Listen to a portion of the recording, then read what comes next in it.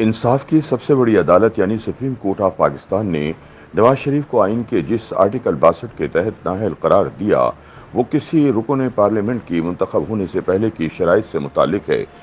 यानी ये आर्टिकल नवाज शरीफ जैसे उन अरकान असम्बली पर लागू नहीं हो सकता जो मुंतखब होकर ऐवान में पहुंच चुके होते हैं। लेकिन हैरत अंगेज तौर पर इस्टेब्लिशमेंट के दलालों ने फिर भी एक मुंतखब वज़ीर आज़म को आर्टिकल 62 के तहत ताहयात नाअहल करार दे दिया। और ये बात कोयलों की दलाली में अपना मुंह काला करने वाले जज आज खुद तस्लीम कर रहे हैं कि उन्होंने एक काला और जालिमाना फैसला दिया था। याद रहे कि इमरान डू करार पाने वाले चीफ जस्टिस उमर अता मदियाल ने हाल ही में फैसल वावडा के ताहयात नाअहली केस की समाअत करते हुए तस्लीम किया था कि ताहयात नाअहली का कानून एक काला कानून है। मुकदमे की समाअत के दौरान उन्होंने मजीद फरमाया कि किसी अवामी नुमाइंदे को ताहयात नाअहल करार देना इतना आसान काम नहीं। आर्टिकल 62(1)(f) का डिक्लेरेशन सिर्फ मिजाज अदालत में ही ट्रायल कोर्ट की तरफ से शवाहिद कलमबंद करने के बाद जारी कर सकती है। इसके बगैर किसी को भी बददियानत और बेईमान नहीं कहा जा सकता। सादिक और अमीन का तयन कोई ऑटोमेटिक तस्वुर नहीं, ये बाकायदा मैकेनिकल प्रोसेस है।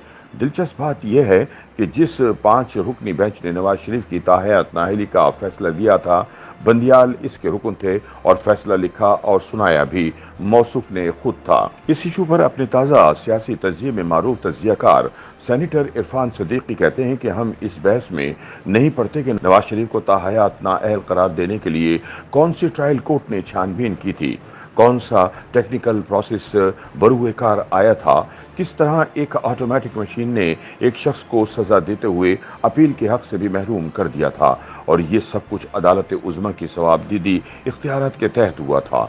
दस्तूर पाकिस्तान, ज़ाब्ता फौजदारी और मजमूआ क़वानीन में कोई ऐसी शिक, कोई ऐसा ज़ाब्ता और कोई ऐसा कानून मौजूद नहीं जो किसी शख्स को ताहयात नाअहल करार देने की तरफ इशारा भी करता हो, ख़ास तौर पर ऐसी सिफ़ात किरदार की बिना पर जिनकी जांच परख का कोई मोतबर पैमाना वज़ा नहीं किया जा सका।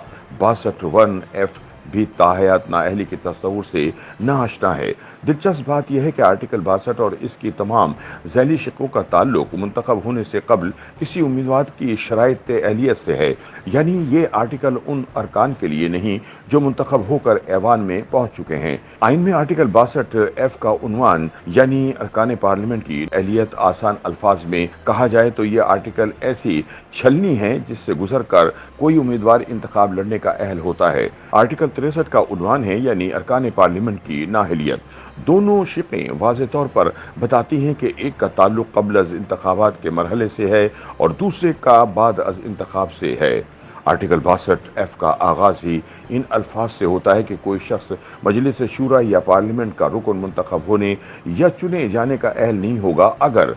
इसी तरह आर्टिकल 63 का आगाज़ यूँ होता है कि कोई शख्स मजलिस शूरा के रुकन के तौर पर मुंतखब होने या चुने जाने और रुकन रहने के लिए नाअहल होगा अगर। इरफान सदीकी कहते हैं कि आइन के अल्फाज और इनकी रूह को देखा जाए तो आर्टिकल 62 की किसी झैली शिक के तहत किसी रुकन पार्लियामेंट को नाअहल नहीं किया जा सकता। इसलिए आपको आर्टिकल 63 से रुजू करना पड़ेगा जो मजलिस शूरा में मौजूद अरकान की नाअहलियत से बहस करता है।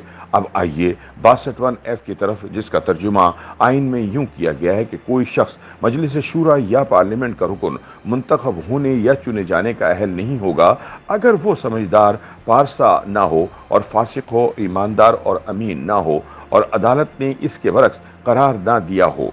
इस शिक में सिर्फ 2 बातों का जिक्र है, मुंतखब होने या चुने जाने। इसका मफहूम किसी इबाहम के बगैर वाज़े कर रहा है कि इसका ताल्लुक क़ब्ल अज़ इंतखाब उम्मीदवार की अहलियत से है।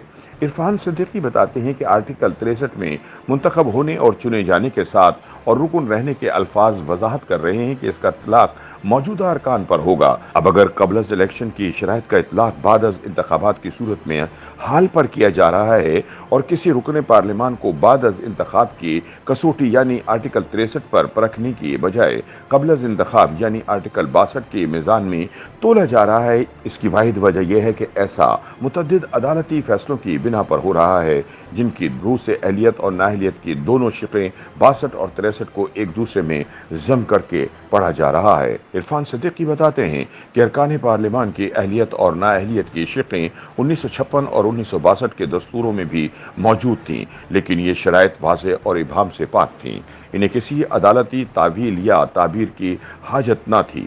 1973 کے آئین میں بھی اہلیت اور نااہلیت کی وہی شقیں رکھی گئیں، لیکن بدبخت جنرل ضیاء الحق نے احیاء آئین 1973 کے فرمان مجریہ 1985 کے تحت آئین کی 67 آرٹیکلز اور 280 ذیلی شقوں میں ترامیم کر دیں۔ آرٹیکل 62 میں 5 اور 63 میں 12 نئی شقوں کا اضافہ کر دیا گیا۔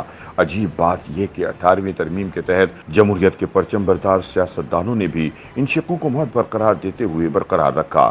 2018 میں تاحیات نااہلیت کے حوالے سے 17 پیٹیشنز سپریم کورٹ میں لگیں۔ ان میں وہی کچھ کہا گیا جو آج جناب چیف جسٹس عمر عطا بندیال کہہ رہے ہیں۔ Chief justice Saqib Nisar, justice عظمت سعید، جسٹس عمر عطا بندیال، جسٹس اعجاز الاحسن اور جسٹس سجاد علی شاہ پر مشتمل بینچ نے ان درخواستوں کی سماعت کی۔ فیصلہ جسٹس عمر عطا بندیال نے ہی لکھا۔ انہوں نے خود عدالت میں یہ بھونڈا فیصلہ پڑھا اور قرار دیا کہ آرٹیکل 62(1)(f) کے تحت کسی بھی رکن پارلیمان یا عوامی عہدیدار کی نااہلیت مستقبل میں ہمیشہ کے لیے ہوگی۔ اس حکم نامے سے صاف ظاہر ہے کہ آئین، قانون یا 62(1)(f) کے تحت تاحیات نااہلی کا پہلے سے کوئی تصور موجود نہیں تھا اور عمر بھر کی نااہلی خود عدالت عظمیٰ نے کشید کی۔ عرفان صدیقی کہتے ہیں کہ بلا شبہ آئین کی شرح اور تعبیر کی مقدس ذمہ داری عدلیہ کی ہی ہے۔ عدلیہ کے جج صاحبان کو اپنی دانش اور بصیرت بروئے کار لاتے ہوئے یہ رہنمائی کرنی چاہیے کہ 62(1)(f) کے تحت طے کی گئی صفات کا تعین کس طرح کیا جائے، کس پیمانے پر جانچا جائے کہ کوئی شخص کتنا سمجھدار، کس کسوٹی پر پرکھا جائے کہ کون کس قدر پارسا۔ سچ یہ ہے کہ ماضی بعید اور خاص طور پر ماضی قریب میں عدالتی فیصلوں نے آئین اور قانون کی گتھیاں سلجھانے کے بجائے الجھا دی ہیں۔ 62(1)(f) کو بھی قابل نفاذ بنانے کی مخلصانہ کاوش کے بجائے مزید پیچیدہ اور متنازع بنا دیا گیا۔